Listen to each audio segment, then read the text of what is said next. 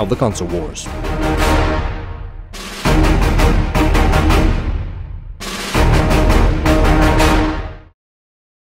If I were to have made this comparison back in the good old days, the round would have lasted probably 2 minutes.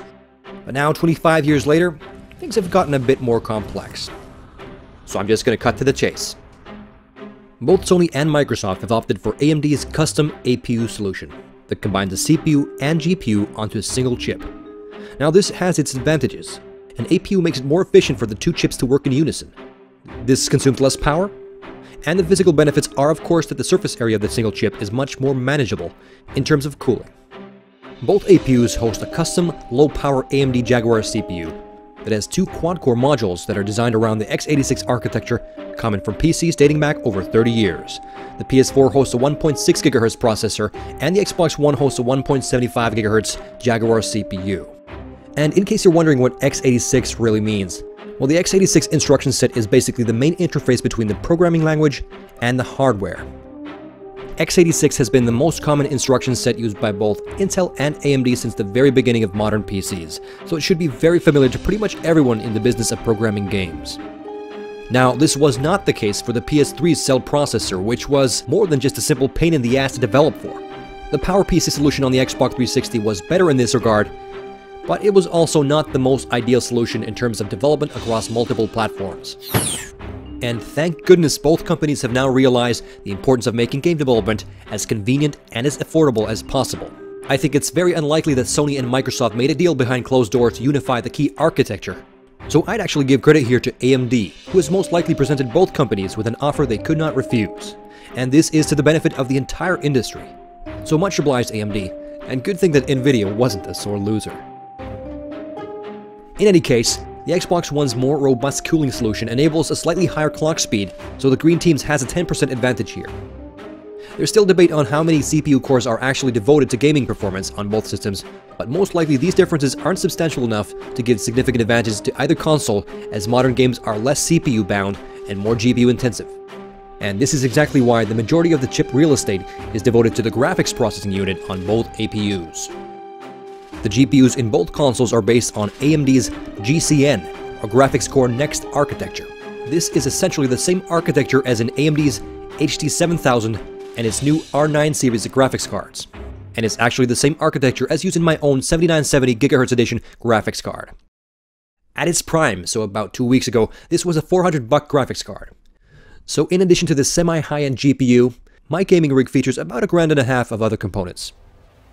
So the PS4 can be placed to operate, rocket scientist but according to determine Microsoft, the Xbox PCs One will cannot. always be a This is step due to ahead the of choice of consoles, disk drive, because which you is can not just throw designed an to endless function amount of money into it. But don't get me wrong, performance optimization is where the consoles can really stand out against PC, where the potential of even high-end graphics cards go often underused. Coding directly to a specific set of hardware enables developers to crunch out every little bit of juice. And this is why console games can look absolutely gorgeous, and in many cases, even get close to the visual fidelity of high-end graphics cards. Kept you waiting, huh? Beautiful graphics are just so much more than high-resolution graphics and textures, multi-sample anti-aliasing, and above 60 frame rate. I'd actually go out to say that design and art makes up for about half of the visual experience, and in some cases even more. That being said, I do expect a significant leap in graphical prowess with every generation of hardware. So I'm a bit surprised at how many "why resolution doesn't matter" articles there are out there, because in an age where 40-inch televisions are considered as small, resolution simply matters. 720p on a 65-inch screen at an average viewing distance, things start to get fugly pretty fast. At these TV sizes, there is a significant difference between 720p and 1080p, and this is true whether or not you believe in it. I got a bit sidetracked there, but in any case, both GPUs embedded on the dies of the consoles are of the same AMD architecture. But there are some significant differences. Microsoft elected to implement 12 GCN cores, resulting in a total of 768 stream processors, while Sony went with a total of 18 GCN cores. And that adds up to 1,152 stream processors. And this equals to 50% more stream processors on the PS4. And what are stream processors, you ask? Well, stream processors in the GPU handle most of the traditional graphics rendering tasks, but they can also be harnessed for more general-purpose number crunching, and one good example of this are particle effects, which seem to be making a comeback this generation. The GCN cores are capable of doing a lot of the tasks that were traditionally assigned to the central processing unit, and they can actually do a lot better job at it. We've already seen games like Resogun and infamous Second Son use very elaborate particle systems, and Metal Gear Ground Zeroes has a spectacular simulated weather system. This is actually done mostly by the GPU, as the architecture allows for general-purpose computing, which modern GPUs can actually do better than traditional CPUs. With the GPU and 8-core CPU working together, we can expect some pretty spectacular stuff to come. We'll see much more advantage taken of these features as we progress in the console's life cycles. In addition to 64 stream processors, each GCN core hosts 4 texture mapping units. As the PlayStation 4 has 50% more GCN cores, it also has the same advantage in texture mapping units, which are responsible for addressing and filtering the textures that you see on the screen. The more texture mapping units you have, the faster the GPU will be at processing texture info. While the Xbox One may have the better clock rate on the GPU, the PS4 has 50% more GCN cores, which may result in a lot more leeway when it comes to graphics rendering and even some more general-purpose computing tasks. But where does all this power come from? Let's take a closer look at what powers these consoles. Zoom in, please. A little bit more. Just a tad bit more.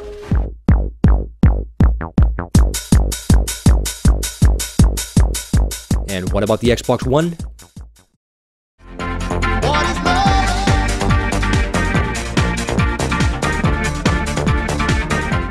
Right. In any case, ROPs, or Raster Operations Pipelines, are also key to visuals. ROPs help with implementing anti-aliasing that smooths out the jaggies, anistrophic filtering that enhances the textures, and Z-buffer that calculates depth effects, etc.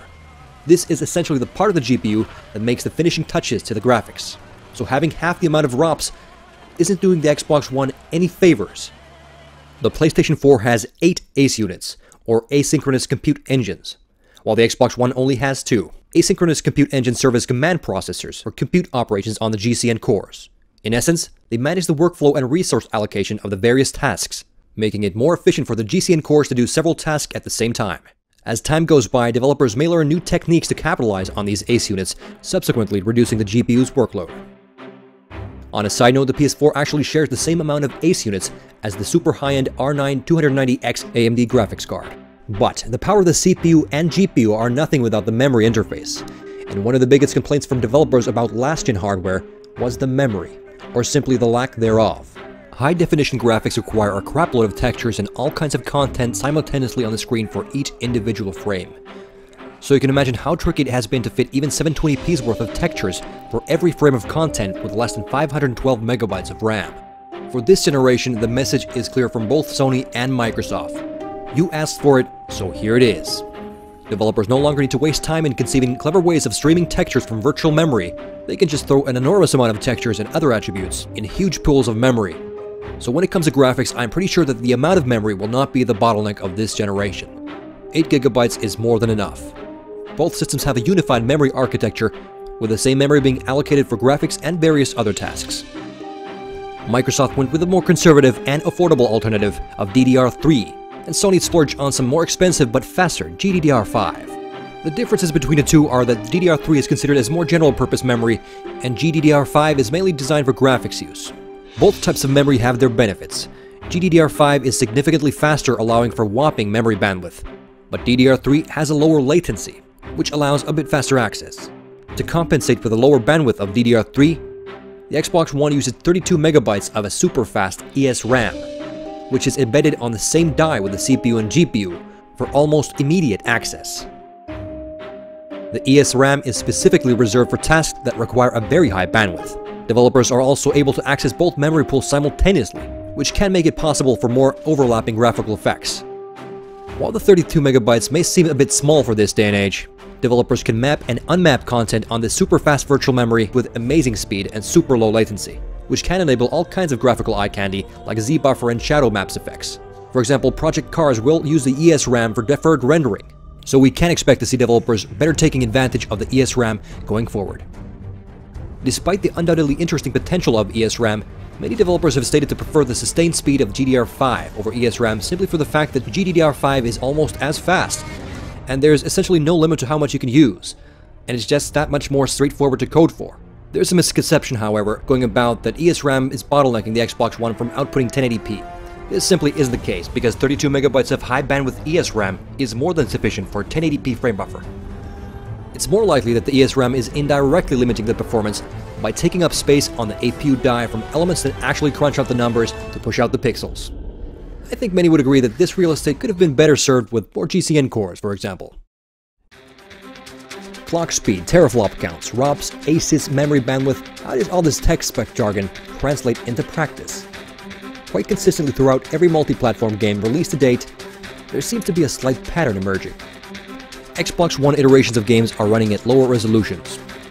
Metal Gear Solid Ground Zeroes, Call of Duty Ghosts, Final Fantasy XIV, Tomb Raider, Trials Fusion, and the list goes on, all run at 1080p on the PS4, and not so much on the Xbox One. The tech spec advantage is on paper, and the math is adding up. To sum things up, both systems have done a good job in making things as accessible as possible for developers. 8 gigs of RAM is more than enough to enable developers to slap all the textures and all the content that is needed for 1080p renderings of graphics. The Xbox One has the GPU and CPU running at a higher clock rate.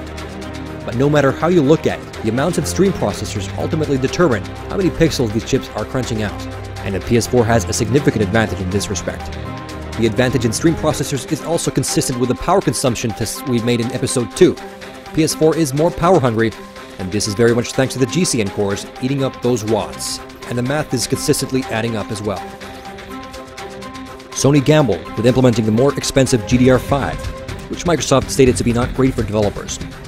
But looking at how games perform and how much textures developers have already managed to slap into games like Infamous Second Son and even launch game Killzone Shadowfall, not to mention the praise that the PS4 has been getting from devs, it's safe to say that Sony's gamble has already paid off. I'm actually a bit surprised at how technically accomplished the games were even at the earlier stages of this product cycle. This is something that I definitely could not say during the last generation. While the Xbox One is by no means a slouch, the PS4 has a 50% advantage in stream processors, double the amount of ROPS, 4 times the ACE units, a faster unified memory, and added bandwidth paths from CPU direct to the GPU and memory. At this particular time and space, it's hard to argue with the hardware, and it's impossible to argue with the math. And for these reasons, the PlayStation 4 takes round 3 with a clear margin. In the next round, we'll be answering the question, where the fuck is Mario? And we'll be taking a look at Nintendo's stake in the console war. Stay tuned for the next installment of the Console Wars.